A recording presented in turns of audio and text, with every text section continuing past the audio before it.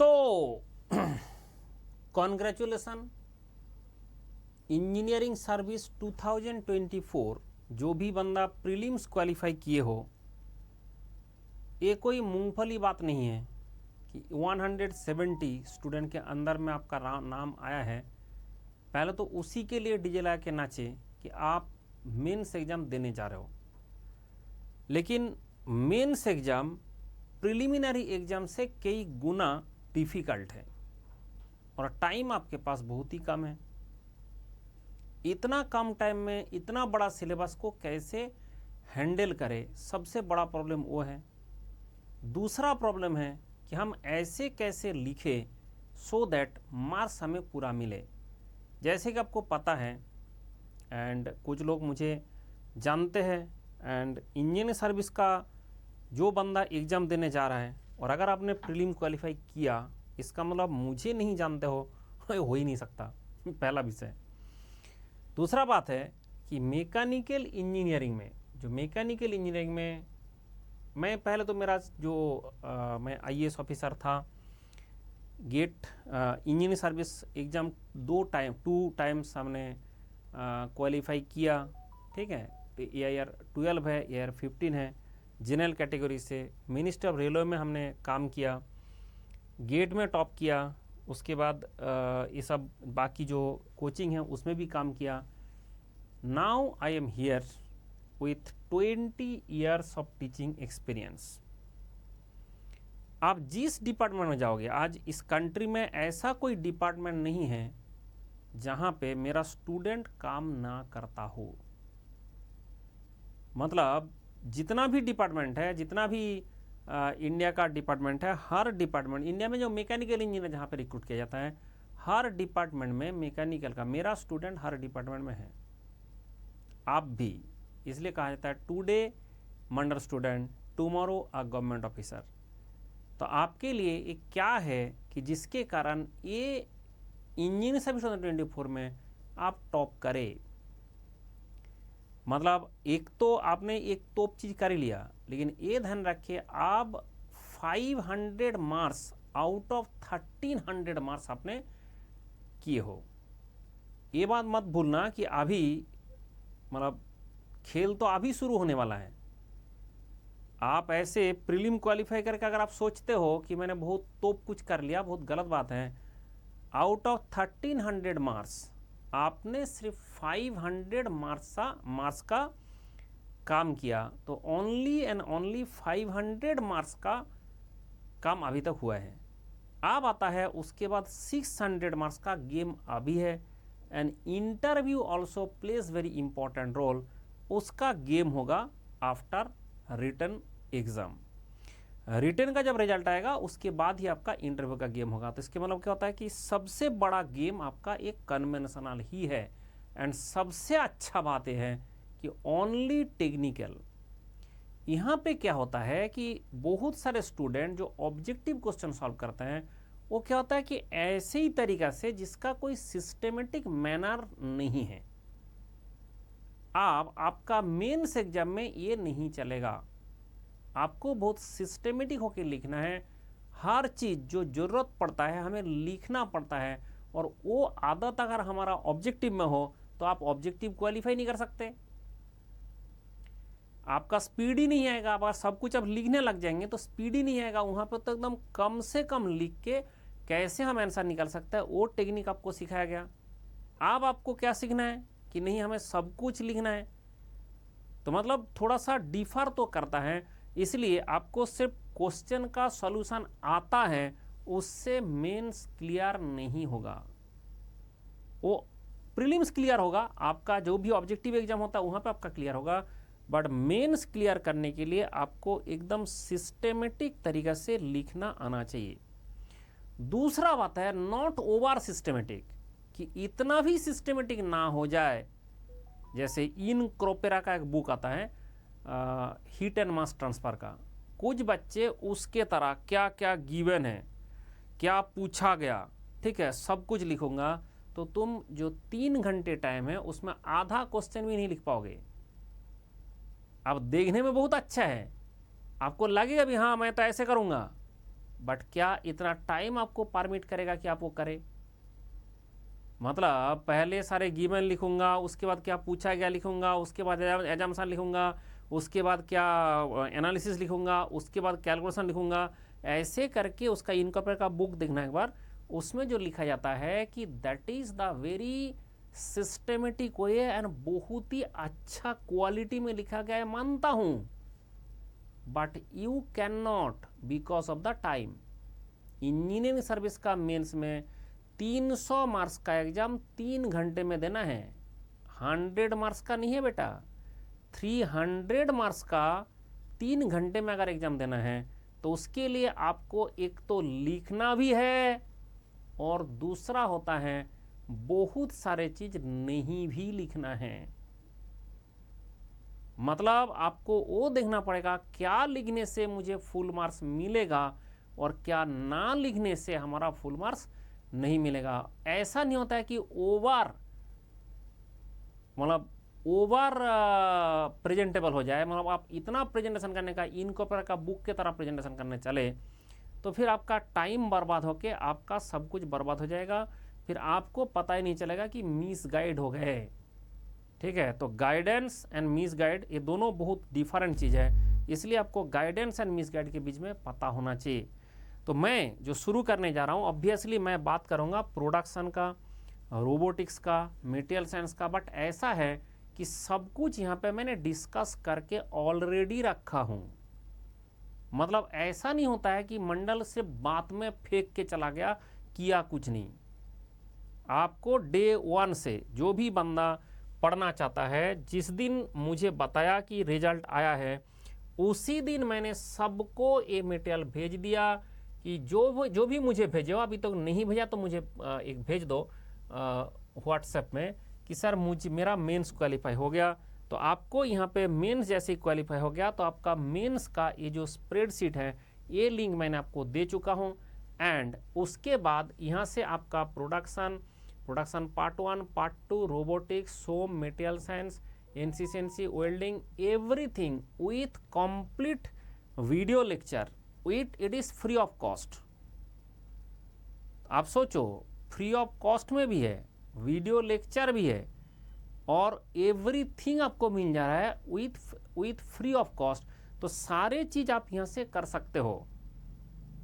तो जब 2021 का इंजीनियरिंग सर्विस का बात हुआ था तो मैंने उसको, मुझे पता था कि ये मेंस एग्जाम के लिए कोई फिक्र नहीं करता है। मेंस एग्जाम के जैसे मेंस का मैंने क्लास ज्वाइन कर लो, अगर मेंस एग्जाम का आपने कहीं क्लास ज्वाइन कर लो, कितना क्वेश्चन कर देंगे, 2-4 क्वेश्चन करके छोड़ देंगे क्योंकि टाइम ही नहीं है। तो आप कॉलेज में, आप क्लास में भी जाओगे, आप वो भी बैठे रहोगे, उसके बाद क्लास से वापस भी आओगे, फिर दिल्ली में आके एकोमोडेशन ढूंढोगे। तो ऐसे करके कुछ बंदा का तो उसी से सिलेक्शन नहीं होता है। इसलिए मैंने एक जुगाड़ लगाया, जो बंदा इंजीनियरिंग सर्विस का प्रीलिम निकाल पाएगा उस बंदा को और कुछ भी जरूरत नहीं है, सिर्फ गाइड का जरूरत है, सिर्फ हमें घर में बैठ के पढ़ पाए वो जुगाड़ कर देना चाहिए। And obviously it should be free of cost, इसलिए क्योंकि हमने ऑलरेडी तुम्हारे पास तुमसे पैसा ले चुका है, हमने आपको पढ़ा चुका है, तो उसके लिए जो है कि जो पेमेंट होना था हमें हो चुका है। फिर ये वाला जो पार्ट है दिस इज फॉर एवरीबॉडी। जैसे डीआरडीओ का मेंस का आया था, अभी एसएससी जेई का आता है, ये इसका झारखंड का पीएससी का आता है, आपका एमबीपीएससी का आता है। जहाँ भी मेंस एग्जाम होता है वो सारे आपका सिविल सर्विस का एंड जो इंडियन फॉरेस्ट सर्विस का, ये जितना भी एग्जाम होता है जहाँ पे मेंस एग्जाम होता है, ये मटेरियल सारे बंदे भर भर के यूज़ किया है एंड उसी से आपका पूरा फायदा हुआ है। एंड कितना बंदा इससे अगणित असीमित नंबर ऑफ स्टूडेंट वो लोगों ने ये दलदलिया पार कर चुका है। ठीक है, तो ये सबसे इंपॉर्टेंट बात है कि एवरीथिंग इन वन प्लेस। तो आपको अगर ये मटेरियल आपके पास अभी तक नहीं है तो तुरंत मुझे एक व्हाट्सएप करें कि सर मुझे मेंस का मटेरियल भेजिए। तो आपको मेंस का मटेरियल मतलब आपको ये सारे मटेरियल मिल जाएगा। एंड इसमें वीडियो लेक्चर भी है, इसमें आपका पीपीटी भी है, सब कुछ आपको मिल जाएगा। सिर्फ आप बैठ बैठ के पढ़ते रहना, मंडल का क्लास देखते रहो, पढ़ते रहो। So production, material science and SOM, 3 subject जो सबसे इंपॉर्टेंट भी है यहाँ पे। जैसे आप जानते हो कि प्रीलिमिनरी एग्जाम में जैसे इंजीनियरिंग सर्विस का प्रिलिमिनरी है, उसमें प्रोडक्शन का उतना प्रायोरिटी नहीं है, मतलब उतना, मतलब जैसे ज़्यादा नहीं है, उतना उसका ही है भाई, ठीक है 10-15 क्वेश्चन आ गया तो बहुत बड़ी बात है। बट अगर मेंस एग्जाम देखोगे, प्रोडक्शन का बहुत ज़्यादा प्रायोरिटी है, भर भर के उसका एक सेगमेंट बना रखा है, प्रोडक्शन रोबोटिक्स वाला जो सेगमेंट ही अलग से बना के रखा है, और मटेरियल साइंस को कहाँ कहाँ घुसा देता है। इसके चक्कर में मटेरियल साइंस में एंड प्रोडक्शन में मास्टर आपको बनना ही पड़ेगा before entering in this exam. जो प्रीलिम्स में पढ़ चुके हो उसको बार बार एक बार रिवीजन कर लेना चाहिए, और उसके साथ साथ ये एक्स्ट्रा पढ़ाई आपको करना पड़ेगा। जैसे आपने सोम का बात करते हो, आप कहीं से भी कोचिंग कर लिया हो, कुछ बच्चे वो भी कर रहा है, आप मेरा यहाँ से सोम का क्लास खोलो, उसके बाद दांत उखाड़ के आ जाएगा, कुछ नहीं निकलेगा। क्यों? क्योंकि वो ही स्टैंडर्ड का क्वेश्चन इंजीनियरिंग सर्विस का मेंस में एक्चुअल में आता है, तो इसलिए हमने वो स्टैंडर्ड का क्वेश्चन वहाँ पर डाला है जो इंजीनियरिंग सर्विस का मेंस में एक्चुअल में आता है, एंड वो आपको करना है। तो इसलिए क्या होगा कि दिस इज द थिंग जो आपको पढ़ना है। तो मैं अभी बात कर रहा हूँ कि क्या पढ़ना है। अभी हमारा जो ऑब्जेक्टिव है आंसर राइटिंग स्किल, कैसे आंसर लिखे कि यूपीएससी वाले हमारा मार्क्स ना काटे। पहले बात तो वही हो रहा है, क्या लिखे जिसके कारण इंजीनियरिंग सर्विस में हमारा मार्क्स ना काटे, वो हम करेंगे थ्रू क्वेश्चन करेंगे, सो दैट आपको क्रिस्टल क्लियर आइडिया हो जाएगा कि क्या होगा। क्योंकि एक क्लास नहीं है, ऐसे हमारा एक पूरा सीरीज आएगा, तो इसलिए हम यहाँ पे एक जो यूट्यूब होता है उसमें एक प्लेलिस्ट बना देंगे, एंड उस प्लेलिस्ट में हम एक एक करके सारे जो मेरा क्लासेस है उसका एक के बाद एक लिंक आ जाएगा। इसलिए मैंने लिखा है इसमें डे 1, अब देखोगे इसमें मैंने लिखा ही हूँ इसमें डे 1, तो आपका पहला जो चल रहा है दैट इज डे 1, ठीक है। तो आपका डे 1 है, ऐसे डे 2 है, ऐसे करके हम कुछ बना देंगे, सो दैट आपको ढूंढने में दिक्कत ना हो। एक प्लेलिस्ट आपको यूज करना है कि how to improve this skill. तो एक आंसर राइटिंग एक स्किल है जिसको हम कैसे इस्तेमाल करें सो दैट हमारा फुल मार्क्स मिले। दूसरा बात हो रहा है कि आता ही नहीं है, क्या राइटिंग स्किल निकालोगे? तो उसके लिए पहले आए तो सही, उसके लिए मैं आपको दिखा रहा था कि प्रोडक्शन, मटेरियल साइंस, आपका रोबोटिक्स, सोम, 3 का 4 सब्जेक्ट हो गया। तो 4 सब्जेक्ट का पूरा के पूरा स्टडी मटेरियल के साथ, वीडियो लेक्चर के साथ आपको मटेरियल मिल रहा है, एंड वो आप डायरेक्टली मेरा जो क्लास है वहाँ से यूज़ करें, उसका यूज़ करें। उसके लिए आपको कुछ नहीं, मुझे व्हाट्सएप मैसेज भेजना है, तो मैं आपको भेज दूंगा। मैं बहुत लोगों को भेज चुका हूँ, आपका फ्रेंड से भी ले सकता हो, बट फ्रेंड से क्यों ढूंढना है जब मंडल है 5-7, तो डरने का क्या है बात। सीधा आप जो है मुझे ही मैसेज कर दो, मैं आपको व्हाट्सएप में भेज दूंगा दिस मटेरियल, एंड आप इसको जस्ट यूज़ करें। आपको पता चल जाएगा कि भाई बाकी जहाँ से भी आप कुछ भी करते हो, कोई भी जगह से पढ़ते हो, कुछ भी करते हो, आपको पता चल जाएगा कि डिफरेंस है। मंडल से सिलेक्शन होता है और लोगों से फेलियर होता है, तो फेलियर एंड सिलेक्शन का जो डिफरेंस है वो आपको दिख जाएगा अगर आप इसको फॉलो करोगे। अब आता है कि सर सबसे इम्पोर्टेंट बात क्या है इस पूरा खेल में सबसे इम्पोर्टेंट बात क्या है? सबसे इम्पोर्टेंट बात होता है यूनिट। बचपन से आज तक हम लोगों को यूनिट लिखने का आदत नहीं है। कुछ दिन पहले मैं बेंगलोर गया था, हमारा अनअकैडमी जो हेड ऑफिस, वहाँ पे एक टीचर हमसे मिला, वो नीट का एंड IIT JEE का फिजिक्स का टीचर है, और बहुत ही तोप है। क्योंकि मेरे से उनका मुलाकात हुआ था मुंबई में ताज होटल में, जब धोनी से हम मिलने गए थे, ठीक है। मैं और वो जो है, तो अगर धोनी से मिलने के लिए जो एडुकेटर को भेजा गया था, तो मतलब हमारा अनअकैडमी का जो सारे टॉप जो हमारा कैटेगरी है सबका जो टॉप है सबको भेजा गया था, तो उसमें मैं भी था। तो वो वहाँ पे मेरे साथ मुलाकात हुआ था। तो ऐसे ही कॉफ़ी शॉप में बैठ के डिस्कस हो रहा था कि सबसे ज़्यादा प्रॉब्लम क्या है। तो मैंने बोला यूनिट। बोला हाँ सर, आपने सही पकड़ा। जो बच्चे हैं बचपन से आज तक फिजिक्स हो, केमिस्ट्री और इंजीनियरिंग हो, सबसे बड़ा प्रॉब्लम आपका यूनिट है। और यूपीएससी कहता है जो बंदा का बचपन से ही प्रॉब्लम है, क्या उसको हम IAS ऑफिसर बनाएंगे? जो बचपन से आज तक उस प्रॉब्लम को ही नहीं सुधारा, तो क्या उसको हम आईएएस ऑफिसर बनने देंगे? तो आपका जो आदत नहीं है यूनिट लिखने का, वो आपको पूरा खत्म कर देगा यूपीएससी में। यूपीएससी का मेंबर जो पेपर चेक करता है, उन लोगों को बेसिक मिस्टेक्स पता है कि स्टूडेंट क्या करता है। हमेशा बेसिक मिस्टेक्स उनको पता रहता है। आप बोलोगे किताब में लिखा है, ऐसा भी है, बहुत सारे किताब में भी लिखा रहता है समथिंग मिस्टेक, सम मिस्टेक्स। तो यूपीएससी का स्टैंडर्ड आंसर होता है कि क्या अगर कोई बंदा ढूंढ ढूंढ के मार्केट का घटिया किताब पढ़ के आता है, क्या हम मार्क्स देने के लिए मजबूर हैं? तो ये जो मेंबर जिनसे आपको मार्क्स लाना है, ये समझ ले कि they are too much experienced. मतलब ऐसा नहीं होता है कि आप उनसे कुछ भी चीज का इधर उधर लिखोगे और वो लोग समझ नहीं पाएंगे। तो इसलिए यहाँ पे कोई भी टाइप का मिस्टेक तो अलाउड नहीं है। और वो लोग इतना एक्सपर्ट होता है कि वो वही ढूंढ लेता है, सबसे पहले उनको वही दिखता है कि जो आपका मिस्टेक है। ठीक है, जैसे एक मिस्टेक मैं बता रहा हूँ, यूनिट आपने नहीं लिखा, वेक्टर का बीच में एरो दिया, ठीक है, 90 डिग्री तोड़ा, उसमें आपने ठीक से कंपोनेंट नहीं बनाया। ये सब देखते ही उन लोगों को पता है कि ये सारे बच्चे का कॉमन मिस्टेक है। तो this person is not capable. Simple सा हिसाब है, this is a rejection process. ये पूरा देश में लैक्स ऑफ स्टूडेंट से 169 को सिलेक्ट कर लेना क्या रिजेक्शन प्रोसेस नहीं है? तो बोला ये तो रिजेक्शन हुआ, सिर्फ हमने देखा नहीं बंदा कैसे लिखता है, हमने सिर्फ देखा बंदा को आता है नहीं आता है। अब आएगा कि तुमने बचपन से जो पढ़े हो, क्या आपने ठीक से सीखे हो? आप बताओ, अगर यूनिट आप नहीं लिखोगे, कभी अगर यूनिट आप नहीं लिखोगे, तो बताओ जब आपको यूनिट पढ़ाया गया था क्लास 7 में 8 में, क्या बताया गया था? If you right something without unit it's meaningless.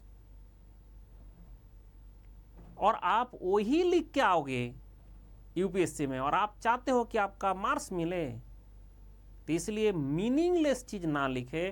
तो इसलिए कभी भी डेटा लिखना है तो यूनिट लिखना है, पहले क्लियर कर ले।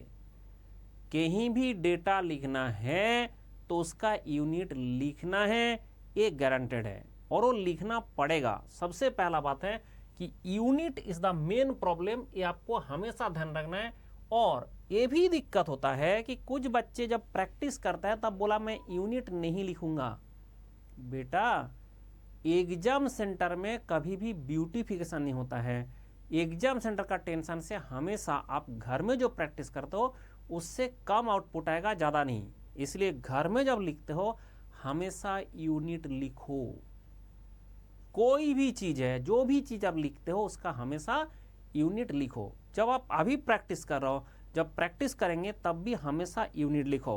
अब यूनिट में भी गड़बड़ है, क्या है बताता हूँ। जैसे मान लिया जाए कि आपको बोला जा रहा है यूनिट, ठीक है, आप बताइए कि किलो न्यूटन कैसे लिखोगे?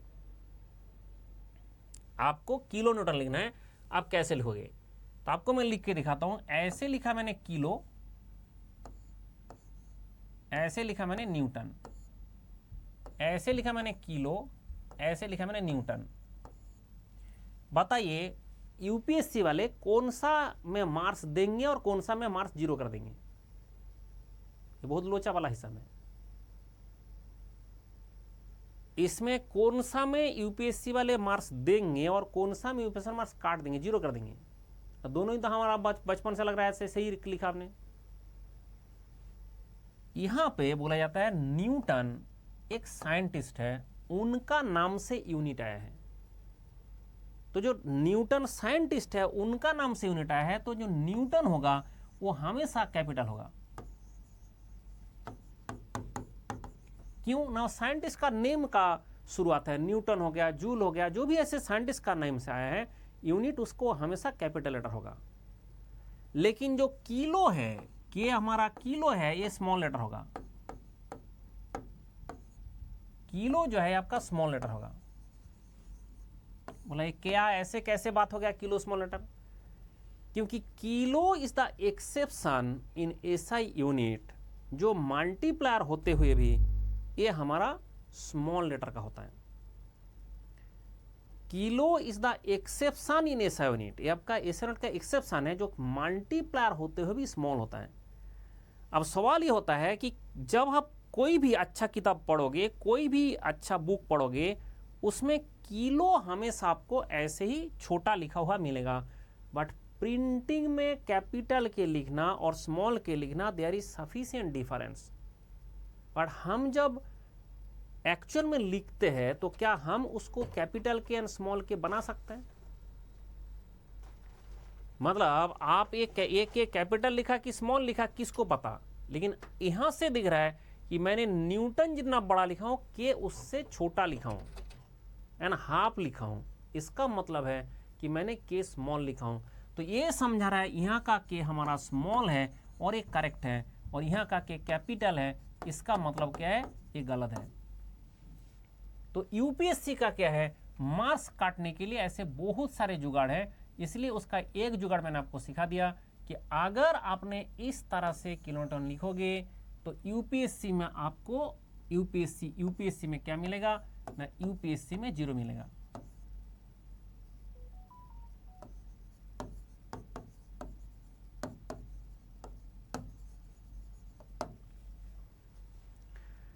बोला सर ये तो बहुत ही सिंपल हिसाब है, मैंने तो कितना बार लिखा हूं, मैं तो के लिखूं और किसको पता क्या लिखा हूं, ऐसे माँ बाप नहीं है। ठीक है, हर बच्चे का यही हाल है, इसलिए यूपीएससी वाले भी जानता है किसको हमें यूपीएससी से भगाना है और किसको बुलाना है। ठीक है, ये सबसे बड़ी बात है कि ये रिजेक्शन प्रोसेस है, उनको पता है कि भाई ऐसे किलो लिखने का कभी माँ बाप नहीं दिख रहा है, किलो का कैपिटल स्मॉल कुछ पता नहीं चल रहा है, उसको हटाई दो, यूपीएससी से हटाई दो। क्योंकि आप देखोगे कि सर मेंस में मेरा ना कभी मार्क्स नहीं आ रहा है, मैंने बहुत सारे प्रैक्टिस किया, भर भर के क्वेश्चन सॉल्व किया, आंसर मेरा 100% मैच किया, उसके बाद भी मुझे मार्क्स नहीं मिला। ऐसे हजार स्टूडेंट आपको मिलेगा मार्केट में, फेलियर कैंडिडेट। उसको बोलो कि आप यूनिट जानते थे, यूनिट आपने लिखे थे ठीक से? बोलो नहीं, किलो का ही तो मैंने किलो का कभी जिंदगी में सोचा ही नहीं ऐसे लिखना होता है, और अभी तक ऑब्जेक्टिव क्वेश्चन होता है उसमें किलो तुमने कैपिटल लिखते हो कि स्मॉल लिखते हो, कौन देखने जाता है? दूसरा बात है कि सर मैं तो ऐसे ही किलो लिख के आया हूं, कॉलेज वाला तो मेरा मार्क्स काटा नहीं। भाई कॉलेज का टीचर को भी पता होगा तब ना काटेंगे, बट यूपीएससी का मेंबर है, ध्यान रखे। मैम आपको पहले ध्यान रखना है कि कोई भी गलत चीज उन लोगों का आंखों से छूटता नहीं है। पेपर चेक करने के टाइम में आज के ज़माने में जो टीचर आता है, आज के ज़माने में जो टीचर बन भी रहा है, उन लोगों का बहुत सारे माइंड भी डिस्ट्रैक्टेड रहता है। बट ये जो एज ग्रुप का है ना, जो लोग हमारा यूपीएससी का पेपर चेक करता है, उन लोगों का कोई डिस्ट्रैक्शन भी नहीं रहता है। वो एकदम देखते हैं पेपर, देखते ऐसे देख लिया कि ऐसे लिख के गया, बंदा का मार्क्स काटो, बात खत्म करो। क्योंकि ये कैसे लिखा कि जिसको कैपिटल लेटर की स्मॉल लेटर पता नहीं। जैसे आपका किलो पास्कल, आप किस तरह से लिखते हो किलो पास्कल? ऐसे अगर किलो पास्कल है तो पास्कल इज द साइंटिस्ट, और ए आपका छोटा होगा तो के का साइज और ए का साइज बराबर होना चाहिए।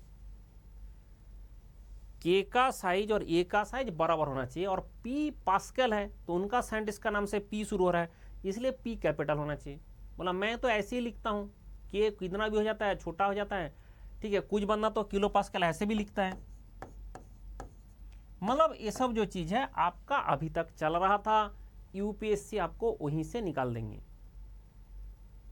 ठीक है, ये सब अभी तक चल रहा था, अलग बात है, यूपीएससी आपको वहीं से निकाल देंगे। आईआईटी में भी जो रिटन टेस्ट होता है, वहां भी अगर आईआईटी में ऐसे लिख के आया तो उसका यहीं से आपको निकाल देंगे। ठीक है, आप देखा कि सर एक किलो को मल्टीप्लायर है, क्योंकि दुनिया में सारे मल्टीप्लायर तो आपका क्या है, कैपिटल लेटर होता है। जैसा आपका मेगा न्यूटन है तो मेगा तो कैपिटल है, क्योंकि मेगा न्यूटन भी आपका 10⁻6 होता है। ठीक है, मेगा मतलब भी 10⁻6 करने के लिए किया ना, तो आपका मेगा जैसे जूल हो गया, तो मेगा जूल मतलब मेगा भी कैपिटल है, भी जूल है, तो 10⁻6 हमारा जूल हो गया। तो आपका जो मेगा पास्कल हो गया, तो मेगा पास्कल, तो देखो ये भी ध्यान रखना चाहिए, मेगा मेरा कैपिटल है और पी मेरा कैपिटल है और ए मेरा छोटा है। तो इसके चक्कर में आपका जो लिखने का तरीका है वो ध्यान रखना जरूरी है। तो ये जब भी ये सोच विचार करेंगे हमेशा ध्यान रखें, जब भी ये सोच विचार करेंगे कैलकुलेशन हमेशा ध्यान रखें कि हमेशा जो है ये आपका ध्यान रखना पड़ेगा, यूनिट पहले लिखना है एंड तरीका से लिखना है। और जितना भी छोटे है वो सारे स्मॉल होता है, क्योंकि आपका जैसे मिलीमीटर है, ये तो 10⁻³ मीटर है ना, तो इसलिए मिली छोटा है। ये जो पहला वाला मिली है वो छोटा है इसलिए क्योंकि आपका 10⁻³ होता है। जैसे माइक्रोमीटर है तो आपका 10⁻⁶ होता है, -6 है ना, इसलिए आपका माइक्रो छोटा लिखा है। नैनोमीटर है तो नैनोमीटर होता है, तो 10⁻⁹ हो गया, तो आपका क्यों लिखा है सर, वो आपका छोटा है। 10 ये जो भी मतलब डिवीजन किया जाता है उसमें छोटा, तो कैपिटल के क्यों नहीं हुआ, क्योंकि वो तो मल्टीप्लायर है। क्योंकि किलो, अगर हमने किलो न्यूटन बोला तो आपका 10⁻³ न्यूटन है, तो आपका किलो छोटा क्यों हुआ। अगर हमने किलो पास्कल बोला तो किलो पास्कल में तो किलो हमारा 10⁻³ पास्कल हुआ, तो आपका 10⁻³ अगर पास्कल है तो इसमें क्यों आपका कैपिटल नहीं हुआ। ये एक्सेप्शन है। क्यों एक्सेप्शन है, क्योंकि एसआई यूनिट में केल्विन को के माना गया एंड वो कैपिटल है। एसआई यूनिट में एक केल्विन है जो कैपिटल में बैठा हुआ है, उसके चक्कर में जो केल्विन है उसका के कैपिटल होता है, ये आपका कैपिटल है।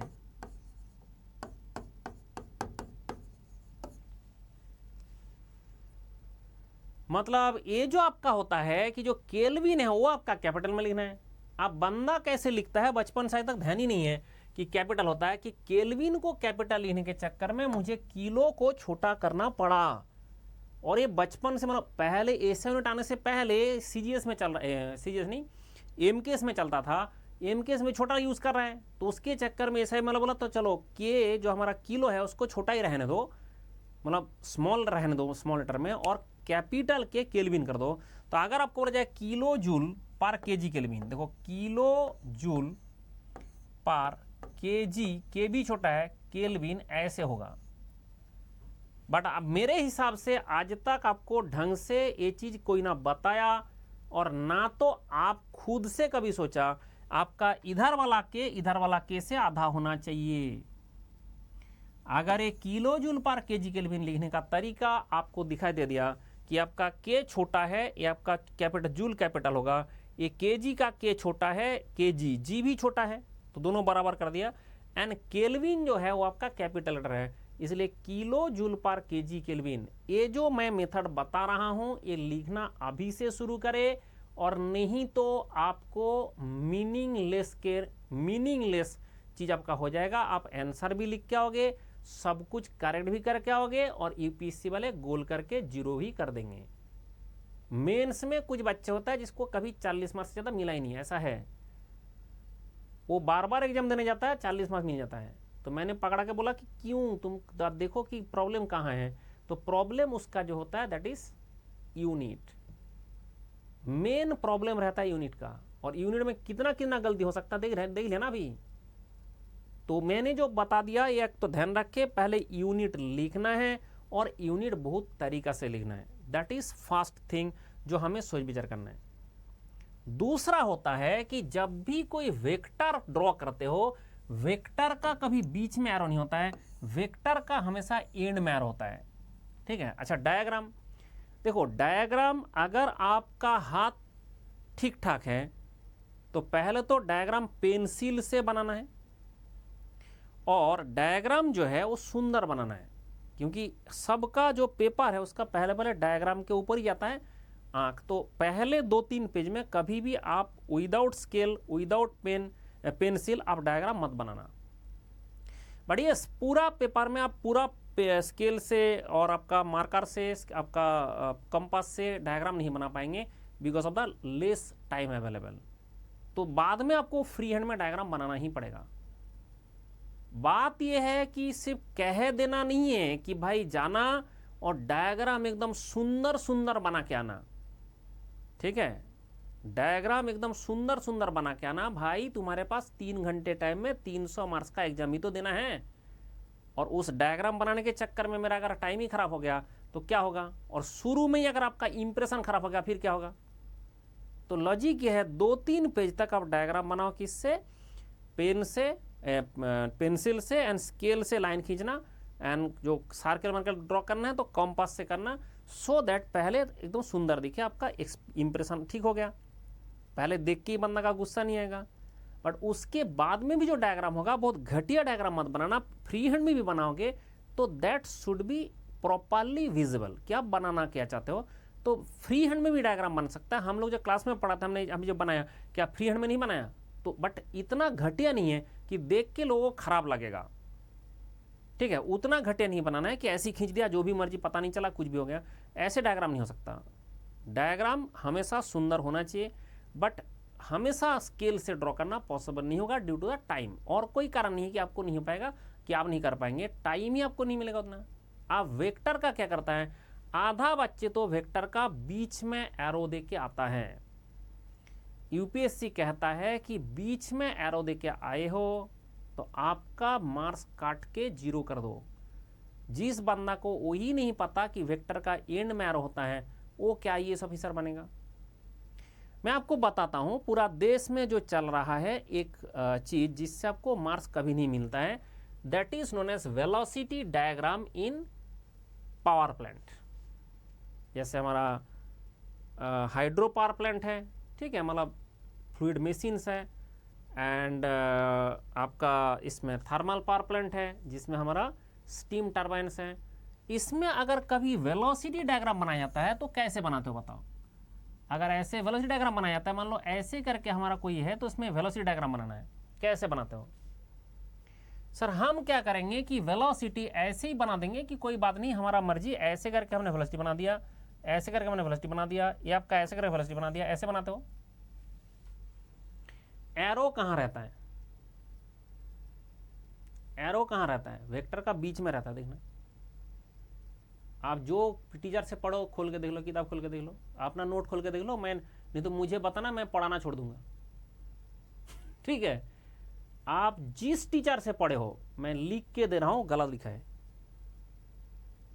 और यूपीएससी बोलता है हमें तो वही चाहिए, हमारा काटने का मौका चाहिए। अगर ये वेक्टर है तो इसका एरो बीच में नहीं हो सकता, इसका एरो एंड में होगा।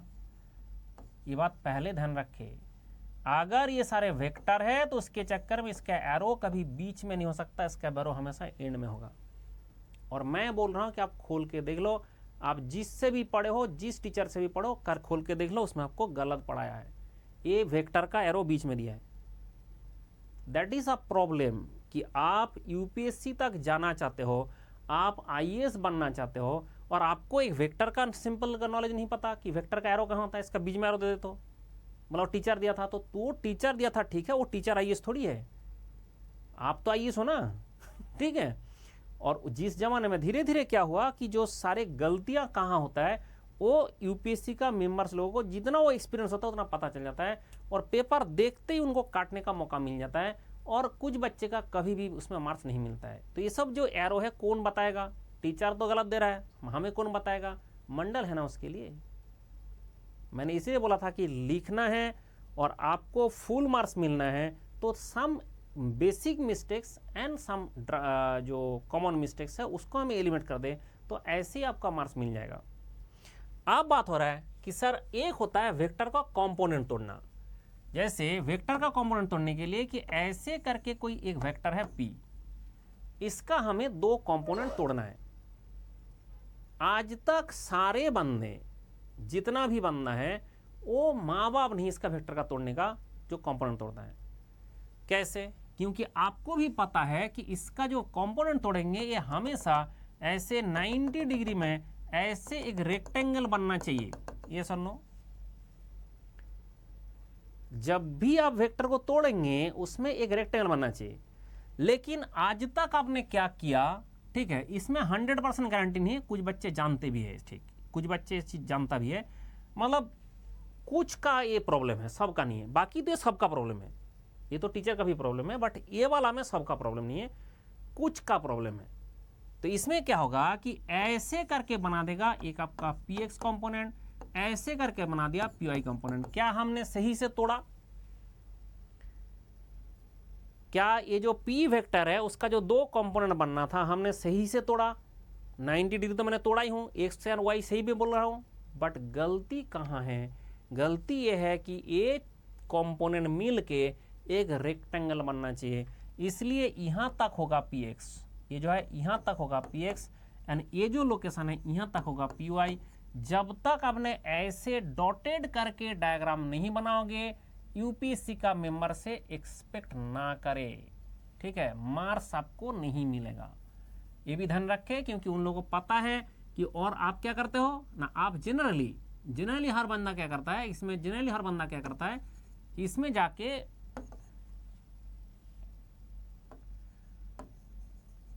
क्यों नहीं मिट रहा भाई, चलो स्मॉल नहीं लार्ज इरेजर कर दो। तो आप देखो कि जैसे ही बोला जाएगा कि आपका ऐसा कोई चीज है तो आप ये जो वेक्टर तोड़ते हो ये हमेशा ऐसे, तो कुछ बच्चे तोड़ता ही है, इसमें मैं नहीं बोलूंगा कि सारे का गलती है, कुछ बच्चे ऐसे बनाते हैं, ऐसे रेक्टेंगल बना के तोड़ते हैं। जो भी रेक्टेंगल बना के तोड़ते हो तो आपका सही है, और जो रेक्टेंगल नहीं बनाते हो आपका गलती है। तो इसके लिए ये सुधारे, और ये जो भी वेक्टर है उसके बीच में एरो नहीं होगा, उसका एंड में एरो होगा, ये एरो जरूर दे। This is standard instruction. पहले आपको ये बात ध्यान रखना पड़ेगा कि जब तक आप ये चीज ठीक नहीं करोगे तो आपका गलतियां ही गलती होगा, और आप सारे क्वेश्चन करके आओगे, उसके बाद आप बोलोगे कि मेरे से नहीं हो पाया, मेरा मार्क्स काट दिया। फिर यूपीएससी वाले के ऊपर गाली देता रहता है कि भाई यूपीएससी का ही गलती है, मैंने सही भी करके मेरा मार्क्स नहीं दिया। ठीक है भाई, ये सब कॉमन मिस्टेक है, कौन ठीक करेगा। दूसरा ये होता है हमारा यूनिट का जो चीज है, और कुछ वेक्टर के बारे में मैंने बता दिया कि आपका ये सारे जो लोचा है पहले खत्म करे, ठीक है, ये सारे लोचा है खत्म करे। एंड एक चीज हमेशा ध्यान रखें कि मार्क्स मिलने के लिए जनरली जो स्टैंडर्ड बुक्स है उसमें जैसे लिखा होता है ऐसे लिखने से आपको मार्क्स मिल जाएगा।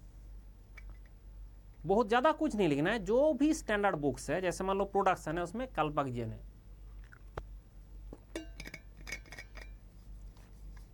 इनका बुक में जैसे लिखा रहता है अगर इसी तरह से आप लिख के आओगे एग्जैक्टली सिमिलर, फिर उसमें फुल मार्क्स मिल जाएगा। थर्मोडायनेमिक्स है, पीके नग का बुक में देख लो, जैसे वो लोग सॉल्व एग्जांपल देता है एग्जैक्टली सेम लिख के आओगे तो आपको मार्क्स मिल जाएगा फुल। क्लियर हो विषय? मतलब ऐसा नहीं है कि कोई इसमें बहुत कुछ करना पड़ता है, बट जो बेसिक मिस्टेक है वो नहीं करना है, और जो बुक्स में जैसे लिखा रहता है उस तरह से लिखना है, सो दैट हमें फुल मार्क्स मिले। ऐसा जो स्टैंडर्ड बुक है, जैसे आपका थर्मो है पीके नग का हो गया, ठीक है, अगर आपका इसमें सोम है, अगर सोम का कोई भी जैसे रामामूर्थम का भी बुक ले लो, इवन जिसका भी किताब से आपने पढ़ रहे हो, ठीक है, सारे बुक में देखोगे आपका मोस्टली सेम लिखा है। जैसे बांसल का भी बुक है, फ्लूइड मैकेनिक्स है, उसमें बांसल का बुक है, उसमें भी जो लिखा है बांसल का, आर के राजपूत का है, जैसे सॉल्यूशन किया रहता है सेम टू सेम कर दोगे तो आपको फुल मार्क्स मिल जाएगा। जुगाड़ क्लियर है? तो बोला फिर हमने तो ऐसे लिखता नहीं है, हमने तो ऐसे मर्जी लिखता रहे। ये जो चीज़ है एक प्रॉब्लम बच्चे का कोचिंग से ज़्यादा आता है।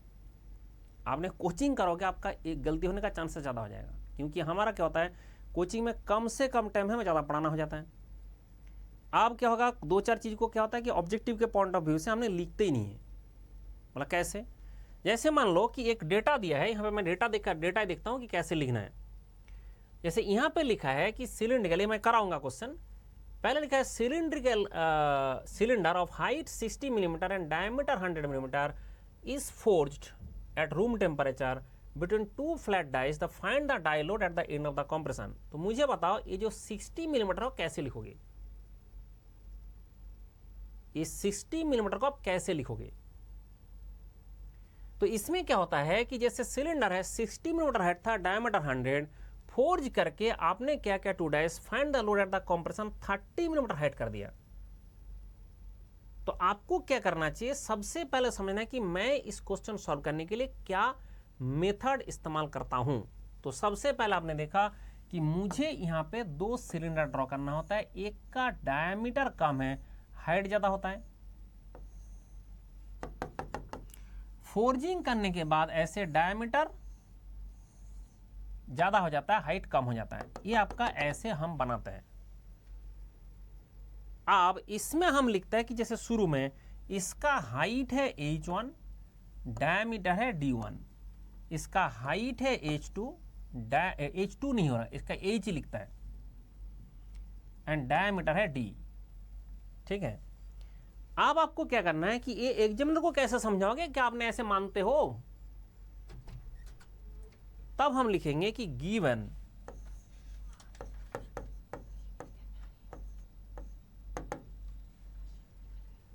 पता नहीं,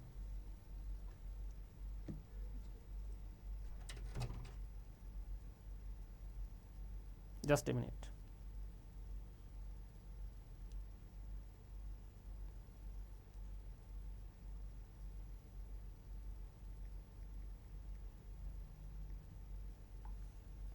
जस्ट ए मिनट।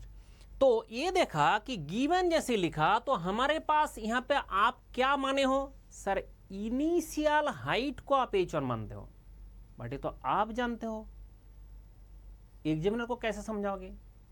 और हमें कम से कम टाइम में लिखना है, हम ऐसे नहीं ले सकते इनिशियल हाइट h1 बाद में बोलोगे h1 इक्वल टू दिस, ऐसे नहीं होता है, इतना टाइम हमारे पास नहीं होता है। हम बोलेंगे यहां पे देखो गिवन इनिशियल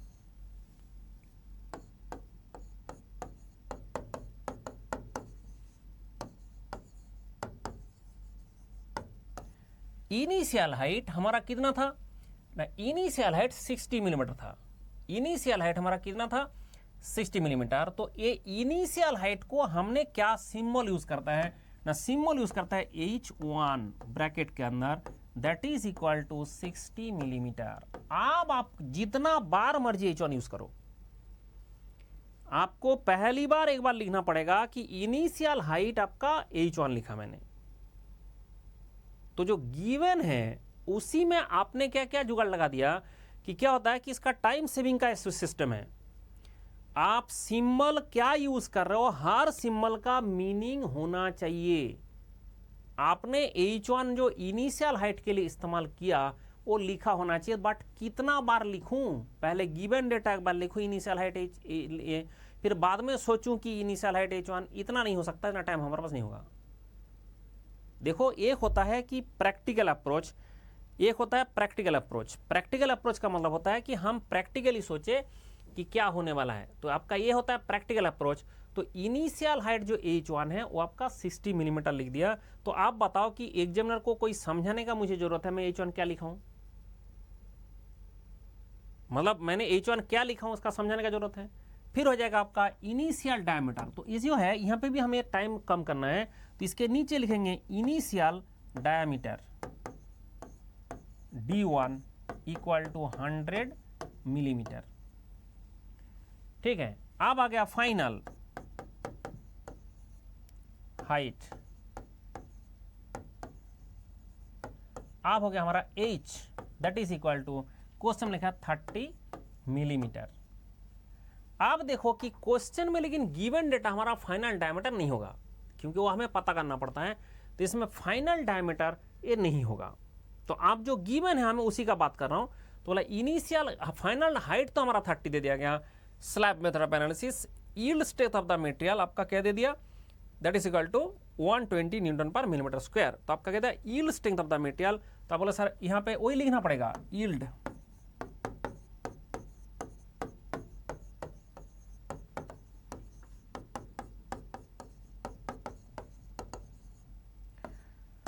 अब आप बोला सिग्मा वाई जो yield strength of the material है, आपने ब्रैकेट में लिखा सिग्मा वाई जो आपका 120 न्यूटन पर मीटर स्क्वायर, तो इसके कर केस में आ गया दैट इज इक्वल टू 120 इतना न्यूटन पर मिलीमीटर स्क्वायर, ये बन गया तुम्हारा।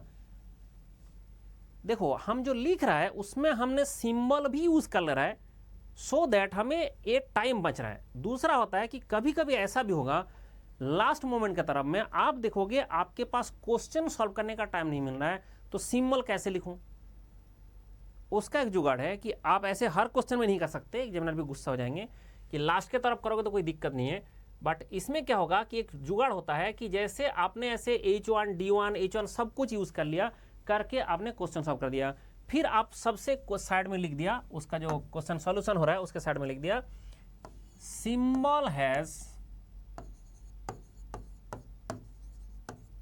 देयर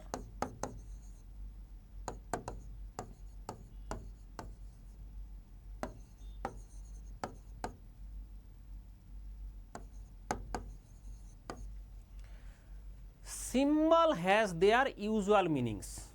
ठीक है, आप जो है जो सिंबल है हैज देयर यूजुअल मीनिंग। आप बताओ कि आप ये जुगाड़ अगर आप लिखोगे तो हर क्वेश्चन में लिखोगे तो एग्जामिनर थोड़ा वो उसको ये लगेगा कि भाई बच्चे का जब टाइम था तो उसने क्यों नहीं लिखा। मतलब हर क्वेश्चन में ऐसे नहीं किया जा सकता। अगर आपके पास टाइम ना मिले लेकिन आपका सेफ्टी के लिए ये जुगाड़ चलता है कि आपने सिंबल का मीनिंग भी नहीं लिखा कि सिंबल का क्या मतलब है, लेकिन आपने बोल दिया यूजुअल मीनिंग, तो इसके चक्कर में वहाँ पे एग्जामिनर नहीं बोल सकते कि इसको नहीं लिखा है तो आपने यूजुअल। बट उसमें क्या होता है कि उसमें फुल मार्क्स मिलने का चांसेस नहीं है। बट ऐसा है कि आप उसके चक्कर में पूरा मार्क्स तो मेरा नहीं खोएगा ना। अगर मान लीजिए उनका 10 मार्क्स है, 10 मार्क्स में मुझे 8 दे दिया, लेकिन अगर मैंने वो लिखने चलता तो क्वेश्चन मेरा पूरा सॉल्यूशन नहीं होता, 0 मिलता फिर। तो लास्ट के टाइम में ये करना पड़ता है कि मुझे symbol has their usual meaning, ये लिख के हम क्या करता है एक जुगाड़ लगा लेता है कि भाई ये लिखने से हमारा क्या होगा कि ये बात खत्म हो जाएगा कि भाई सिंबल का यूज नहीं किया। बट एटलीस्ट एग्जामिनर जानेगा कि सिंबल जो यूज किया गया साइड में लिखा तो सही कि हम जो सिंबल यूज कर रहे हैं उसका यूजुअल मीनिंग है। अब देखो कि इसमें हमारा जो डेटा है वो सारे हमें लिखना पड़ेगा। क्या क्या गिवन है, लिखा है कोएफिशिएंट ऑफ फ्रिक्शन। अब बताओ हम कौन सा सिंबल यूज करता है, म्यू। तो आपका कोएफिशिएंट ऑफ फ्रिक्शन जो हमारा गिवन डेटा हो गया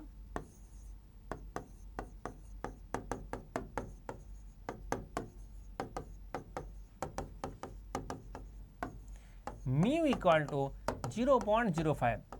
तो ऐसे करके हम क्या करेंगे ना, ऐसे करके हमने देखा कि जो मटेरियल है जो डेटा हमारे पास गिवन था वो हमने लिख दिया। लेकिन दिक्कत यह है कि मुझे तो डी नहीं दिख रहा है। तो ये गिवन डेटा जहां पे खत्म होता है उसके बाद आपको कुछ स्पेस रखना है जहां पे हम क्या करते हैं बाकी सिंबल लिखते हैं। इसके बाद हम लिखेंगे नाउ लेट, ऐसे लेट लिखने से भी चलेगा, आपका लिखा let final diameter is d. मतलब अब यहां पे हम लेट करके कुछ लिख सकते हैं कि फाइनल डायमीटर हमारा क्या होगा, डी होगा। फाइनल रेडियस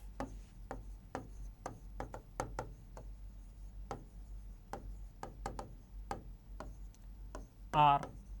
तो ऐसे जो चीज है आप इसके बाद लिख सकते हो, क्योंकि हमें और भी चीज का जरूरत पड़ेगा तो हमें थोड़ा सा यहाँ पे स्पेस रखना पड़ेगा। स्पेस रख के फिर लिखना शुरू करो, नहीं तो ऐसा नहीं होता है कि हर बार जहां पे जरूरत पड़ेगा वहां पे लेट लेट करते रहोगे। भाई एग्जामिनर को भी आपको पता होना चाहिए कि जो डेटा आप दे रहे हो उसमें कौन कौन सा डेटा यहाँ पे है। तो इसके केस में जो मीनिंग है, किस सिंबल का क्या मीनिंग है, वो हमें लिख के देना चाहिए। बट ये नहीं हो सकता कि जैसे आपने जो गिवन डेटा यहाँ पे कर दिया उसके बाद से आपने कुछ लिखा नहीं। आपने जैसे देखा कि उसके बाद जाके बाद में जाके लास्ट में जाके जहां जरूरत पड़ रहा है वहां पे आपने लिख दे रहा हो, तो फिर एग्जामिनर से हो जाएगा कि भाई पता नहीं कहाँ से, मतलब हैपाजार्ड टाइप का लगता है। ऐसी चीज हैपाजार्ड टाइप का लगता है कि कुछ भी करता रहता है। इसलिए सिस्टमेटिक तरीका से सोच विचार करना है, ठीक है।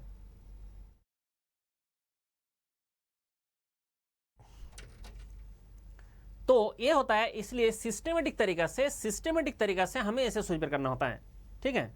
तो हमारा जो अल्टीमेट ऑब्जेक्टिव है वो सिस्टमेटिक तरीका से हमें ऐसे सोच विचार करना पड़ेगा। तो ऐसे लिखा है तो सो दैट हमारा देखो टाइम कंजम्पशन भी कम हो जाएगा और ये भी हो जाएगा, ठीक है। दूसरा इसका सबसे टॉप विषय होता है, मैं इसको एक क्वेश्चन सॉल्व कराऊंगा, इसका मेथड कैसे होगा, इसका 20 मार्क्स क्यों लिखा है, क्योंकि ये क्वेश्चन सॉल्व करने का हमारे पास 5 मिनट में हो जाएगा। अगर हम फॉर्मूला यूज करें तो 5 मिनट में जो क्वेश्चन होगा 20 मार्क्स तो नहीं देगा।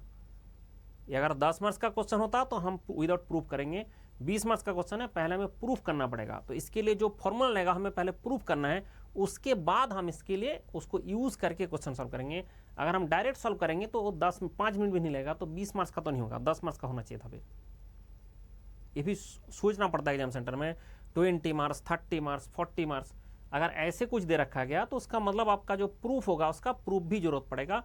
ये लिखा नहीं है कि आपने प्रूफ करो, बट एग्जामिनर बोल रहा है कि 20 मार्क्स दिया गया तुमको सिर्फ इसका 2 लाइन करने के लिए, ये 2 लाइन में क्वेश्चन सॉल्व हो जाएगा यूजिंग फॉर्मूला। तो फॉर्मूला आपको पहले बनाना है उसके बाद यूज करना है। बट यही क्वेश्चन अगर 10 मार्क्स लिख देंगे तो सीधा हम फॉर्मूला पुट करेंगे आंसर निकालेंगे, सीधा फॉर्मूला पुट करेंगे आंसर निकाल देंगे। तो इसके चक्कर में सीधा हम फॉर्मूला पुट करेंगे आंसर निकालेंगे, इट इज ऑल्सो पॉसिबल।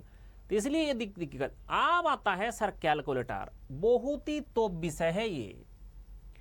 और बच्चे का क्या होता है, यूज टू हो जाता है कि साइंटिफिक कैलकुलेटर की जगह में गेट एग्जाम दे रहे थे, वर्चुअल कैलकुलेटर में आपका बहुत मतलब कॉन्सेप्ट बिगड़ा, वर्चुअल कैलकुलेटर में बहुत कंसेप्ट बिगड़ा। अब आपके सामने ये कैलकुलेटर होना चाहिए। अब क्या हुआ कि इसका मैंने जो दिखा रहा हूं आपका 991EX, बट जो EX है इसको कभी कभी कुछ सेंटर में मना किया था कि नहीं दिस इज प्रोग्रामेबल, जबकि प्रोग्रामेबल नहीं है, ये भी साइंटिफिक है बट बोलते हैं नहीं ये प्रोग्रामेबल है, इसलिए इसका कैलकुलेटर अलाउड नहीं है।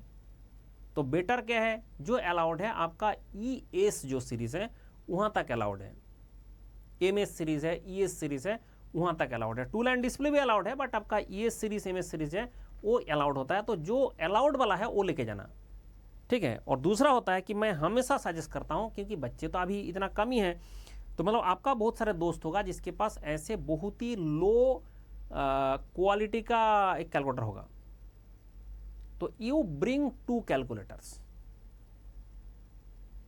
एक आपका जो स्टैंडर्ड है बट EX 991 EX है, ये अलाउड नहीं होता है, ये बहुत बार मना किया। अच्छा कुछ केस में मना भी नहीं करता है, ठीक है, कुछ एग्जाम में मना भी नहीं करता है।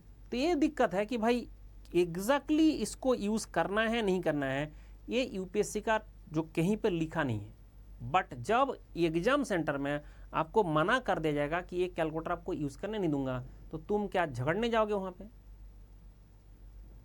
अब अगर आपने झगड़ने भी जाओगे, जो इन्विजिलेटर है इसका actually this is not programmable, फिर भी मना करता है। अब ये तो एक दो बेवड़ा आता ही है ना देश में, अब उसके साथ झगड़ने जाओगे तो आपका टाइम खराब होगा, आपका दिमाग खराब होगा, आपका एग्जाम खराब होगा, उसका तो कुछ नहीं जाता है, उसको तो सैलरी जितना मिल जाएगा, वो बेवड़ा बेवड़ा ही रहेगा। तो फिर बेहतरीन जुगाड़ मंडल का है कि 2 कैलकुलेटर लेके जाओ, एक ऐसे और एक एकदम सिंपल सा जो एकदम साइंटिफिक है बट जिसमें मतलब इंटीग्रेशन भी नहीं होता है, वो आपके फ्रेंड के पास किसी के पास होगा, वो किसी से उधार लेके एक दिन के लिए चले जाना, सो दैट आपके पास जब 2 कैलकुलेटर रहेगा तो फिर आपका चांसेस है कि ये यूज नहीं करने दूंगा, दूसरा यूज करूंगा। जुगाड़ समझ में आया? अगर एक यूज करने नहीं दिया तो दूसरा यूज करेंगे। तो इसलिए ऐसे जुगाड़ लगा के आप क्या कर सकता है इसका, बट यस अभी भी जो प्रैक्टिस करे वो उसी में करे जो अलाउड है। ये EX नहीं अलाउड है, ES तो अलाउड है, MS अलाउड है, सारे MS सीरीज अलाउड है, सारे ES सीरीज अलाउड है। EX वाला में दिक्कत करता है, तो इसलिए EX वाला जो कैलकुलेटर है इसको आप लेके ना जाए और अभी भी इससे प्रैक्टिस ना करें, ठीक है। जहां पे चांसेस है कि यहाँ पे दिक्कत कर सकता है, फिर इस कैलकुलेटर में आपका आदत हो जाएगा, फिर दूसरा कैलकुलेटर में आपका दिक्कत पैदा होगा। और हर क्वेश्चन में आपको कैलकुलेट करना ही है। हाँ आप इंजीनियर हो, कैलकुलेशन के बिना कहाँ से जाओगे? डॉक्टर थोड़ी हो कुछ भी लिख के आ जाओगे, आपको तो इंजीनियर हो तो आपको लिखना ही पड़ेगा। तो उसके केस में जो इंजीनियर है उसलिए calculation is very very important. दूसरा बात है इस कैलकुलेशन को भी बहुत ही स्पीड अप किया जा सकता है। अगर मेरा क्लास करोगे, जो मैंने मेंस का क्लास करके रखा हूँ, मैंने कैलकुलेटर को पकड़ पकड़ के सिखाया हूँ, कैसे इंटीग्रेशन करता है, कैसे डिफरेंशन करता है, कैसे बड़े कैलकुलेशन को छोटे करता है, ठीक है, कैसे लार्ज कैलकुलेशन को हमने इसका M+ को यूज़ करके करता है, कैसे सॉल्व फंक्शन को यूज़ करता है, everything explained in my class. ये मेंस का क्लास ऐसा नहीं कि मैंने सिर्फ क्वेश्चन का आंसर निकाल के दिया छोड़ दिया, जो बच्चे का प्रॉब्लम है मैंने सॉल्व करके रखा हूँ। तो if you want to be master in the calculator, इस कैलकुलेटर, तो आपको मेरा जो क्लास है वो करना पड़ेगा। जो क्वेश्चन सॉल्व होगा उसमें मैंने इस कैलकुलेटर से कर के दिखाया हूँ क्या होता है, रिग्रेशन कैसे होता है, रिग्रेशन मोड कैसे यूज किया जा सकता है, everything you can calculate from this calculator. जो नॉर्मल कैलकुलेटर है उससे भी, मतलब हमने जो सिखाया आपको कि जिसमें इवन इफ जो 1 लाइन डिस्प्ले है, जिसमें 2 लाइन डिस्प्ले है, हर डिस्प्ले वाला कैलकुलेटर में मैंने सिखाया हूँ हाउ टू डू दैट। इसलिए आपको जो कैलकुलेटर है इसमें मास्टर बनना है। एंड ये ध्यान रख के ब्रात ले अभी से एकदम खून में ये बातें करें कि भाई मैं गेट एग्जाम IAS का एग्जाम तक ओनली एंड ओनली इस कैलकुलेटर से ही कैलकुलेशन करूंगा, मतलब मैं दूसरा कोई कैलकुलेटर यूज नहीं करूंगा। जो कैलकुलेटर मैंने लेके जाऊंगा वही कैलकुलेटर यूज करूंगा। राइटिंग का तो मैं बता ही रहा हूं कि हम तो स्किल अभी डेवलप करेंगे। एक होता है पेन, ये बहुत इंपॉर्टेंट रोल प्ले करता है, क्योंकि आप क्या करते हो कि अभी जो एग्जाम तक जो पेन यूज कर रहे हो, आपने बोला ऐसे कोई भी बेवड़ा पेन हम यूज करके चलेंगे, बट एग्जाम में एकदम सुंदर सा पेन लेके जाएंगे। अब नहीं होता है, नहीं हो पाएगा। ये बहुत बड़ा प्रॉब्लम है कि नहीं हो पाएगा। एग्जाम सेंटर में जाके जब एग्जाम सेंटर में जाके आप दूसरा पेन यूज करने लग जाओगे, तो पहले ही आपका फ्लो कम हो जाएगा, स्पीड कम हो जाएगा, सब कुछ दिक्कत पैदा हो जाएगा पेन का चेंज करने से कारण। इसलिए अभी से आप पहले डिसाइड करें कि कौन सा पेन से मैं लिखूंगा, और जो पेन से आप एक्चुअल एग्जाम देने वाले हो सेम टू सेम पेन अभी से इस्तेमाल करो। सेम टू सेम पेन को कभी चेंज नहीं करना है। सेम टू सेम पेन मतलब उसका जो है 10-15 पीस खरीद लो। जो पेन आप यूज करते हो आपको पता है कौन सा सबसे ज्यादा, कौन सा पेन से आपको सबसे अच्छा होता है। हाँ, जनरली हम प्रेफर करता है ब्लू कलर का पेन, ठीक है, नॉट ब्लैक। जनरली प्रेफरेबल है ब्लू कलर का पेन, ठीक है। ब्लैक में भी लिखा जा सकता है, बट ब्लैक एंड ब्लू चलेगा, ब्लैक एंड ब्लू ये दोनों चलेगा, बट वो दोनों सेम कंपनी का सेम मॉडल का पेन होना चाहिए, वो आप रखें, ठीक है। रेड पेन किसी हालत में वहां पे यूज नहीं करना है। रेड पेन कोई भी पेपर का किसी भी लोकेशन में रेड कलर का पेन यूज नहीं करना है। ब्लैक एंड ब्लू दो टाइप का पेन चलता है, ठीक है। ब्लू इज प्रेफरेबल, ब्लैक आप यूज कर सकते हो, एंड ब्लैक ब्लू कॉम्बाइन भी कर सकते हो, कोई दिक्कत नहीं है। मतलब को बहुत सारे केस में होता है, हमने आंसर को बॉक्स करने के बाद, जैसे फाइनली आंसर आया उसको बॉक्स करने के बाद उसमें हम क्या करता है ना, उसमें हमने ब्लैक कलर से बॉक्स बना देता है, सो दैट एग्जामिनर को फटाफट दिखाई दे। बहुत सारे केस में हम जो नंबरिंग करता है क्वेश्चन का, वो नंबरिंग हमने ब्लैक पेन से करता है। क्या होगा कि जैसे सारे ब्लू में लिखा जा रहा है तो ब्लैक से कर दिया, तो उसको देखने में कोई दिक्कत नहीं होगा, एग्जाम से मतलब क्वेश्चन नहीं छूटेगा, ये सब सारे हो जाएगा। अब क्लियर हुआ विषय? मतलब हम ब्लैक एंड ब्लू को यूज कर सकते हैं, कॉम्बाइन करके भी यूज कर सकते हैं, ठीक है। और जो भी इंपॉर्टेंट पॉइंट है उसको हम हाईलाइट कर सकते हैं, यूजिंग अनदर पेन, ठीक है। तो बट वो पेन जो है वो अभी से यूज करना शुरू करें, एंड एग्जाम तक वो चेंज नहीं करना है। तो मतलब आपका एक है कैलकुलेटर जो यूज कर रहे हो वही यूज करना है, और पेन जो यूज करोगे वही एग्जाम सेंटर तक जाना है, और उसका पेन चेंज नहीं करना है। That is the standard rule जो हमें फॉलो करना पड़ेगा। तो अभी तक हमारा जो इंस्ट्रक्शन है एंड जो राइटिंग का जो बेसिक कॉन्सेप्ट है उसका सारे डिस्कशन हो चुका है, एंड जिसको भी मैंने बोल चुका हूँ कि जिसको पढ़ना है पूरा मेरे से ही पढ़ना है, पूरा मेरे से ही पढ़ना है। जो बंदा पूरा मेरे से ही पढ़ना चाहते हो, सब कुछ अगर मेरे से ही पढ़ना चाहते हो, इट इज़ ऑल्सो पॉसिबल। तो मेरे से जब पढ़ना चाहते हो तो आपको सब, मैंने बोल दिया कि भाई एवरीथिंग अवेलेबल है, एंड मेंस एग्जाम का ये जो कोर्स है ये फ्री है, तो उसके कारण आपको फ्री ऑफ कॉस्ट मैं प्रोवाइड कर रहा हूँ। एंड उसके साथ साथ आपको आंसर राइटिंग स्किल में ये जैसा भी क्वेश्चन हमने शुरू किया था, इसका ये लगातार क्वेश्चन से मतलब वीडियो आएगा, तो आपको ढूंढने में जरूरत नहीं पड़ेगा, इसका प्लेलिस्ट बनेगा। तो मेरा जो क्लास होगा उसका एक मैंने प्लेलिस्ट में डाल दूंगा, सो दैट आपको उसमें ढूंढने का जरूरत नहीं है। जैसे डे 1 हमने क्या बोला, इसके बाद डे 2 में क्या बोला, उसी का कंटिन्यूएशन में चलता रहेगा, ठीक है। चलो बाय बाय, खुश रहो, टेक केयर, एंड ये बात ध्यान रखिए, आज तक इस धरती में मेहनत के बिना कुछ नहीं हुआ। यूपीएससी से कुछ भी नौकरी लेना, ये कुछ भी नौकरी लेना यूपीएससी से कोई मूंगफली नहीं है। चाहे जितना भी लो ग्रेड का एग्जाम हो उसमें भी तेल निकल जाता है। You are competing in India, आप इंडिया में 140 करोड़ लोग हैं, उसमें आप कॉम्पीट करके उस लेवल में जाना चाहते हो, इसलिए अभी कंफर्ट जोन से बाहर आना पड़ेगा। जो भी कंफर्टेबली हो सकता है उससे नहीं हो पाएगा। आपको अभी 8 घंटे सोना है और 16 घंटे पढ़ाई करना है। इस 16 घंटे का मतलब, पढ़ाई का मतलब ये नहीं होता है 16 घंटे किताब में मुंह घुसा के बैठे रहे। 16 घंटे का मतलब होता है कि अगर आपने सिंहासन में बैठे सुबह सुबह जाके बाथरूम में, तब भी आपका दिमाग में पढ़ाई का डिस्कशन, पढ़ाई का जो है चीज़ें चलते रहना चाहिए, फॉर्मूला जो है रिवीजन होते रहना चाहिए। अगर ऐसे करेंगे तो आप एग्जाम तक देखोगे कि 100% आपका सिलेबस कवर भी हो गया। एंड बहुत सारे चीज़ पढ़ने का प्रयास ना करें। जो आप प्रीलिम्स में पढ़े थे उसको रिवाइज करें and answer writing skill develop करें एंड उसके साथ साथ जो PYQs हैं उसमें ज़्यादा फोकस करें, क्योंकि आप जो प्रीलिम्स में पढ़े थे जो टॉपिक उसमें क्या था, ऑब्जेक्टिव क्वेश्चन था। अब उसी कॉन्सेप्ट है बट रहेगा वो कन्वेंशनल। अगर आपने PYQ करने चले जाएंगे तो वो सब सारे लग जाएगा एंड उसके बाद बहुत ज़्यादा ना करें और टेस्ट जरूर दें।